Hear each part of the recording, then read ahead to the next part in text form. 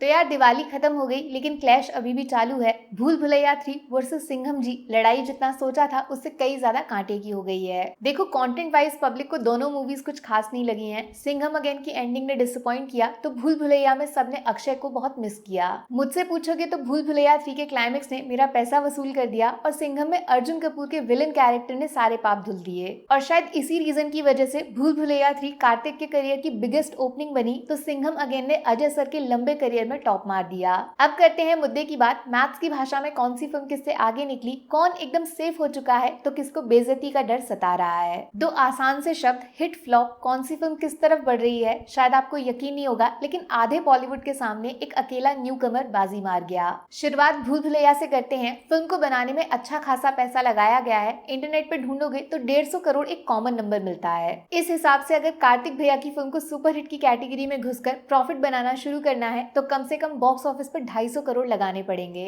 और जिस तरीके की नेगेटिविटी फिल्म के खिलाफ सोशल मीडिया पे दबा के चलाई गई है उसके बाद शायद भरोसा नहीं होगा आपको, भूल भुलैया 100% सेफ हो चुकी है। 3 दिनों में फिल्म ने 110 करोड़ का बिजनेस करके सबको चौंका दिया क्योंकि सिंघम के कंपैरिजन में स्क्रीन्स 1.5 गुना कम थी। 60-40 का रेशियो था। और मंडे के सबसे खतरनाक टेस्ट में भूल भुलैया ने इम्पॉसिबल काम कर दिया है क्योंकि पहली बार फिल्म के कलेक्शन ने सिंघम को ऑलमोस्ट पीछे कर दिया है। 17 करोड़ प्लस इवन 18 करोड़ का बिजनेस करके कार्तिक आर्यन के करियर की सबसे बड़ी फिल्म 4 दिनों में 130 करोड़ से थोड़ा सा पीछे खड़ी हुई है। और जिस हिसाब से 5वें दिन माने ट्यूसडे का एडवांस कलेक्शन आ रहा है, फिर से भूल भुलैया डबल डिजिट कलेक्शन माने 10 करोड़ से ज्यादा कमाई करेगी। इस हिसाब से 5 दिनों में 150 करोड़ के काफी नजदीक पहुंचने के चांसेस बनते हैं, माने बजट का 100% पैसा वसूल और सुपरहिट बनने का सफर शुरू। वैसे कुछ लोग सोच रहे होंगे मैं माधुरी दीक्षित, विद्या बालन का नाम क्यों नहीं ले रही हूँ, उनकी वजह से भी काफी लोगों ने टिकट्स खरीदे हैं। बिल्कुल सही बोल रहे हो, लेकिन जनरल वे में भूल भुलैया फ्रेंचाइज अब कार्तिक की है। बाकी एक्टर्स शायद अगले पार्ट में रिपीट नहीं होंगे बट कार्तिक फिक्स हैं, जैसे सिंघम अजय सर, भूल भुलैया कार्तिक भाई, समझे। हाँ तो सिंघम अगेन हैरान कर देगा इसका बिजनेस क्योंकि ये फिल्म बॉलीवुड का सबसे बड़ा ड्रीम प्रोजेक्ट था। एक पोस्टर में इतने बड़े एक्टर्स को साथ लेकर आना असंभव।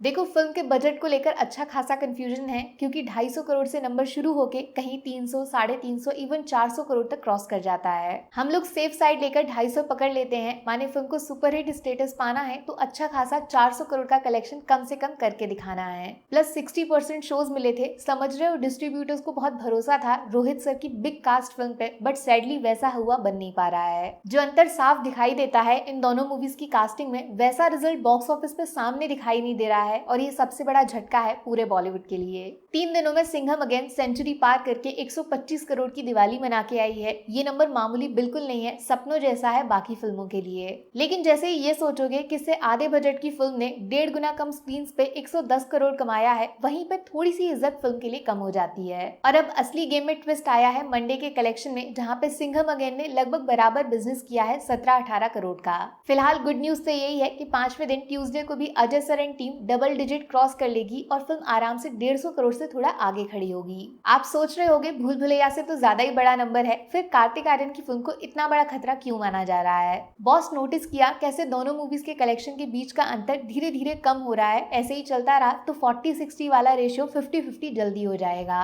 और जैसे ही स्क्रीन का नंबर बढ़ा तो वो बात सच हो जाएगी जो शायद किसी ने सोची नहीं थी। भूल भुलैया 3 का कलेक्शन सिंघम अगेन की इतनी बड़ी कास्ट से आगे निकल जाएगा। सिर्फ एक बार ऐसा हो गया तो बॉक्स ऑफिस गया तेल लेने। इतने बड़े एक्टर्स इनडायरेक्टली बॉलीवुड के स्टारडम की बेइज्जती अलग ही लेवल को क्रॉस कर जाएगी। सेम ऐसा ही हुआ था स्त्री 2 के टाइम पे, जब एक अकेली श्रद्धा कपूर की फिल्म ने पठान, जवान, बाहुबली इन सब के हिंदी नंबर्स को धीरे धीरे पार कर दिया था। हालांकि उससे श्रद्धा को कुछ खास फायदा हुआ नहीं। उनको शायद अभी पता भी नहीं होगा कि नेक्स्ट फिल्म उनके करियर में कौन सी होगी। कोई दूसरी हीरोइन होती तो 5 नई फिल्म ऑलरेडी मिल गई होती। और सेम इसी चीज का डर लग रहा है मुझे कार्तिक आर्यन के लिए। जो पंगा उन्होंने लिया है, ना सिर्फ सिंघम से क्लैश करना, उसके कलेक्शन को काट के आगे निकलना, बॉस बॉलीवुड को ये हजम नहीं होने वाला है। और कहीं कार्तिक के साथ श्रद्धा वाला फॉर्मूला इस्तेमाल तो नहीं होगा। फिल्म ही नहीं आएगी तो सुपरस्टार कहां से बनोगे। आप दोनों फिल्मों को पसंद कर सकते हो, दोनों से हेट कर सकते हो, आपकी चॉइस है, कोई बुराई नहीं। लेकिन ये कास्टिंग वर्सेस ये कास्टिंग, रिजल्ट बहुत अलग होना चाहिए था, मानते हो कि नहीं। फिलहाल 1 महीना है पुष्पा 2 की शुरुआत होने में और छावा के दर्शन देने में। तब तक दोनों फिल्मों के पास मौका है आपस में मिलकर कम से कम 600-700 करोड़ छापने का।